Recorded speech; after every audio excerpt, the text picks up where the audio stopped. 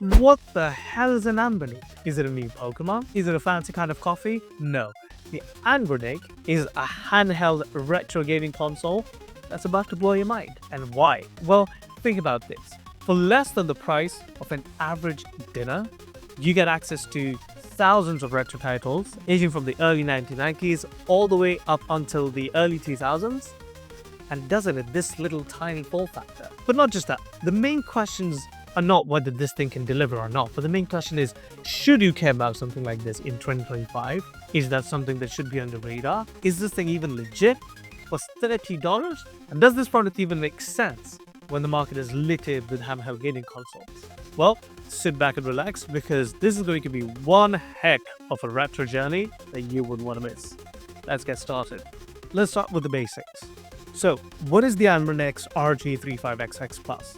Well, apart from being a mouthful, at its core, it's a retro gaming emulator machine. But don't let that simple description fool you. This thing is packed with features. It uses open source emulation software like RetroArch, which means it's incredibly versatile. You can emulate systems like the Game Boy, the NES, the SNES, Sega Genesis, PS1, Nintendo DS, PSP, and even some N64 games. Though, fair warning, don't expect miracles here, and yes, it comes preloaded with hundreds if not thousands of games. So right out of the box, you've got instant access to decades of gaming history. Now for the storage, unlike the common trade of using SSDs these days for handheld gaming consoles, this does not come with that. This uses a bit more of a traditional approach, given the retro nature, of using microSD cards. This is not just handled by one microSD card, but two of them. Out of the box, you will only get the single microSD card in there. Depending on the storage you go for, could either be 64 gigs or 128 gigs. This is the 64 gig option, but this is the single microSD card that holds the entire OS and all the games, and surprisingly, it still has a lot of free storage on it. Now, of course, given the file size of these older games, they're not particularly big, so it does kind of make sense. But for someone out there who's absolutely crazy for retro games, you can, in theory, expand both of these up to a terabyte. Of course, you're going to have to flash the OS on one of them again, but you can actually store tens of thousands of games in these things. And, well, let's just say it's going to keep you busy for years to come. No matter how much of a hardcore gamer you are, this has got your back. Cool. So I know what you're thinking though. Why would someone pick something like this over something like, say, this? Now, let's talk some numbers, shall we? Now, the Steam Deck starts at about £400, the ROG Ally about £600, and even the Nintendo Switch Lite is pushing about £200 these days. Meanwhile, the Anbernic RG35XX Plus costs about £30. That's roughly about 37 to 40 USD. So yeah, it's dirt cheap, but cost isn't the only factor. For starters, this thing is insanely portable. It weighs about 400 grams, which gives it a solid premium feel without being too bulky. Now compare that to the Steam Deck, which feels like carrying a brick after an hour of gaming. And unlike the Switch, which requires you to buy physical cartridges or download games through their store, the Anbernic lets you sideload whatever you want. Now the battery life is another huge win for the Anbernic. Thanks to its low-power ARM processor, this thing can last anywhere between 6 to 8 hours depending on your usage. And if you think about it, that's pretty much double the life of a Steam Deck on a good day.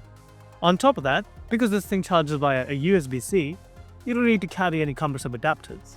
Just grab your phone charger and you're done. It doesn't take too long to charge either, but all things considered, don't expect it to fully charge from 0 to 100 in under an hour. That's just not gonna happen. But all things considered, 6 to 8 hours of consistent gaming with this thing, yeah, it's got some juice. But let's talk about what really sets this apart from the other handhelds. First off, the screen. This is a 3.5-inch 480p IPS display. Now, I know what you're thinking, 480p? Isn't that ancient? Well, yes, but here's the thing. Retro games were never meant to be played on 4K OLED panels. They thrive on pixel art and simplicity, and this screen nails that aesthetic perfectly.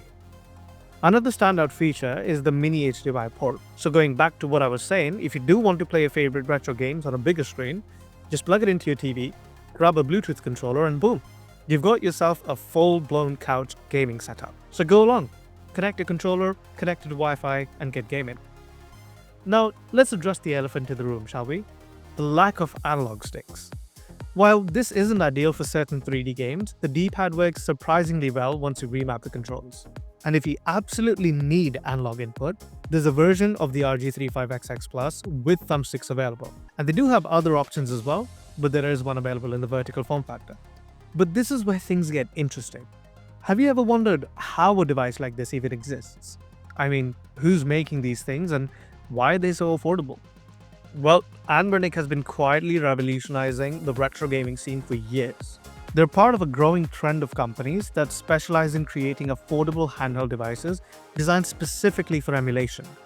The RG35XX Plus is one of the latest in the long line of devices from Anbernic, building all the success of their early models like the RG350 and the RG351.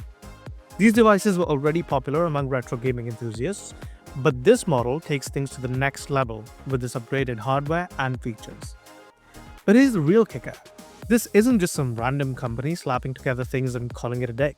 Anbernic has cultivated a massive online community of developers, modders, and enthusiasts who are constantly improving the software, optimizing the performance, and even creating custom firmware. It's like buying a product that gets better over time without you even having to lift a finger. The new developments also make most of the games run far better than what they do out of the box by default, and they can be surprisingly better performing on the newer firmwares.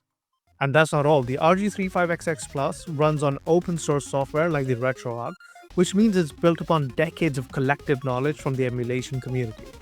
This isn't just a product. If it was up to me, I'd say it's more of a movement, more of a love letter to the golden age of gaming. It's a bit cringe to say that, but it is brought to life by the people who care deeply about preserving it. Now let's talk about how you actually get hands on one of these. You've got two main options, that is Amazon and AliExpress. Both have their pros and cons, so let me break it down for you. On Amazon, the Anbernic RG35XX Plus will typically retail for anywhere between 50 and 80 quid. A bit pricier than AliExpress, but the upside is that you'll most likely get next day delivery. But on the other hand, AliExpress, you can snag the same device for as low as 30 quid or even less during sales. And the trade-off? Well, we all know, shipping times. They can range anywhere between 5 days to 10 days depending on where you live, but honestly, when the price difference is this big, waiting a week feels like a no-brainer. At the end of the day, the Anbernic RG35XX Plus is a bit of a paradox. On paper, it shouldn't work. It's cheap, it has quirks, it isn't nearly as powerful as modern handhelds, but somehow it just does. It's a carefully curated product built by the enthusiasts everywhere for retro gaming, offering incredible value, endless customization, and a nostalgic trip down memory lane, all for about 30 to 40 quid. If you're looking for a no-frills, budget-friendly way to relive the glory days of gaming, or introduce a new generation of the Magic 2 retro titles, this is the device for you. Sure, it's not perfect, but for the price, it's pretty hard to beat. Now with all that being said, if you really wish to grab one for yourself, I'll leave some links down in the description for you. Go ahead and grab one for yourself and let me know what you think about retro gaming. Is this something we should keep alive, or something that needs a bit more revival than it already has? Let me know your thoughts in the comment section down below. Sub to the channel if you haven't already, hit that like button, and I will see you guys in the next one. Later!